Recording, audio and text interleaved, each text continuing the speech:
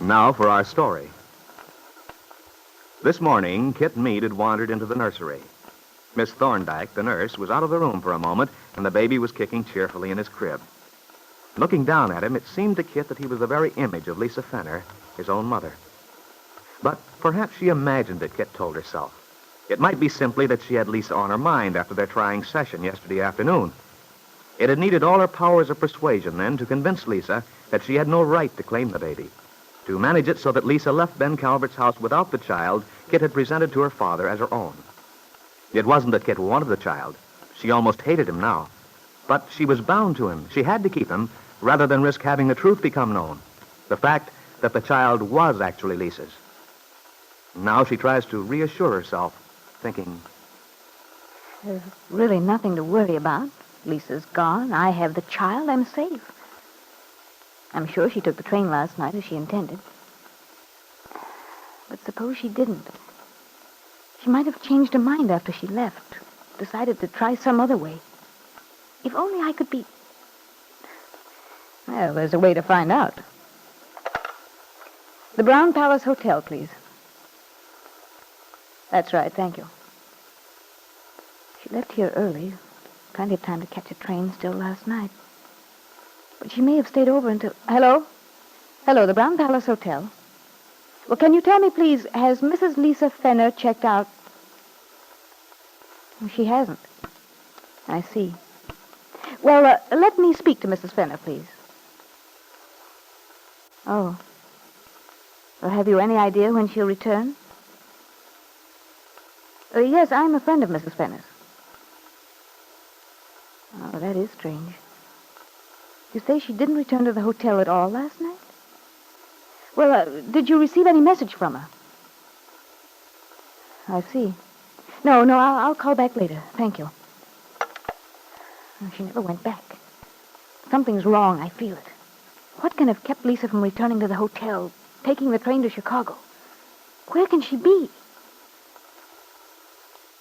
Now, at the Lane farm, Aunt Mary has just entered the bedroom where Lisa Fenner has been resting after a rescue by Randy Lane.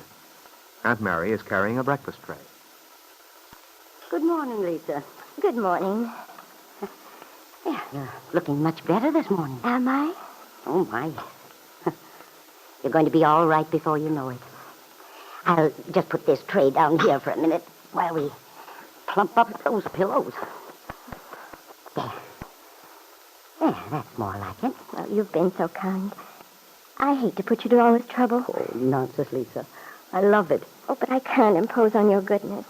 I feel so ashamed. You've no reason to feel that way. Anyway, we won't talk about it now. I want you to eat this nice breakfast I brought you. I'll stay here and keep you company. I know I'd rather starve than eat a meal alone. So would I. Oh, everything looks lovely. Peggy set the tray. She and Lefty are awfully anxious for you to feel better soon. That's nice of them. I must thank Mr. Larkin, too. He was so kind yesterday. Yes, Lefty is very kind. He's had some hard times in his life, and he hasn't forgotten. It's strange, isn't it? If he and your son hadn't been there, if Randy hadn't... But they were there, dear. Let's not go back to what might have happened. Oh, you're right, Aunt Mary.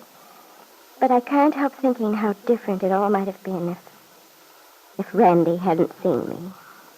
It's much more important to think of how different it's going to be. Can be, if you try. Because it depends very much on you, my dear. Randy's done his part. The rest in the long run is your job. That's what frightens me. When I try to look ahead. Oh, lots of people have felt that way at one time or another. I felt that way myself once. Oh, I can't believe you ever gave up. You're so strong. Well, if I seem to be now, it's something I developed because I had to. Strength isn't something one is born with always. It's just like muscles we develop through using them. I had to learn to be self-reliant. But how does one go about learning? Well, the first thing is to recognize the necessity. To realize that no one can help you unless you help yourself. I found that out when I was, well, just about your age. What happened to you, Aunt Mary? I lost Randy's father in the last war.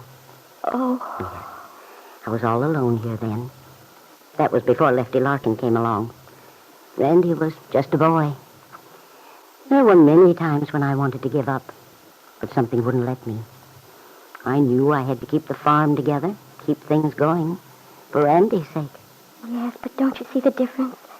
You had a son, someone to care about. I have nothing. Not even something to look forward to. Well, now, perhaps you have, but you don't see it yet. Perhaps if you think of the good things you've had in the past, there were good things once, weren't there? Yes, there were. Oh, but that was such a long time ago. When life was simple, meant something. You told me yesterday how happy you used to be with Lance, your husband. How you loved dancing. What a successful career you had. But Lance is gone. I didn't even see him when I was in Chicago. I didn't want to. Your husband is in Chicago now? Yes, but it doesn't make any difference. He wouldn't want to see me anyway. What makes you so sure? Perhaps you're mistaken. No, I'm quite sure. You see, I was very bitter when we separated. I was angry, said things I didn't mean. He can't have forgotten. He's never tried to get in touch with me. Then perhaps that's the first step you must make toward the future. What do you mean? If you hurt your husband, said things you regret now, wouldn't it make you feel better to tell him so? To make it right with him? Oh, no, I couldn't. Oh, it's true, I was unreasonable. If I'd been more patient, it might never have happened. I see that now. But it's too late. I couldn't face him. Not after what I've done. I wish you'd think about it, my dear. If you've wronged your husband, then admit it to yourself. Oh, I do admit it. But there's nothing I can do, not now. Oh, I might have been able to. When I came here to Wakefield, I thought I could. But it didn't turn out that way. Can you tell me what happened? What made you regret even for 1 minute that Randy was there at the bridge? No, I'm sorry. I wish I could tell you, but... It's only that I want so much to help you, dear. I'm not curious, Lisa. But I just feel there's something you want to get off your mind. Yes, but... But what, Lisa? No, I'm sorry, Aunt Mary. I just can't say any more. Please don't be concerned about me. But that's impossible, dear. I couldn't feel more worried, more concerned if you were my own daughter.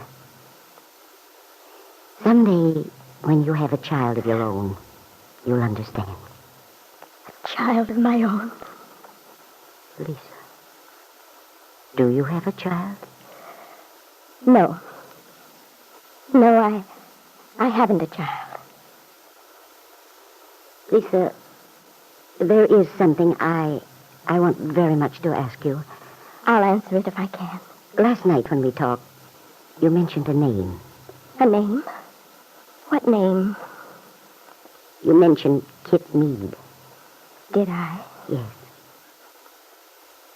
Is Kitt a friend of yours, Lisa? Not a friend, exactly. But, you know her? Yes. I know her. But from the way Lisa Fenner answered, Aunt Mary realized that no further questioning would help. That once more, she'd reached a stumbling block. She reviewed in her mind what Lisa had told her. Her strange silence before she denied having a child. Her reluctance to discuss Kitt Meade. Her feeling of guilt. If only you'd tell the truth, Lisa. If only you'd trust Aunt Mary now, you could save yourself and others a great deal of unhappiness.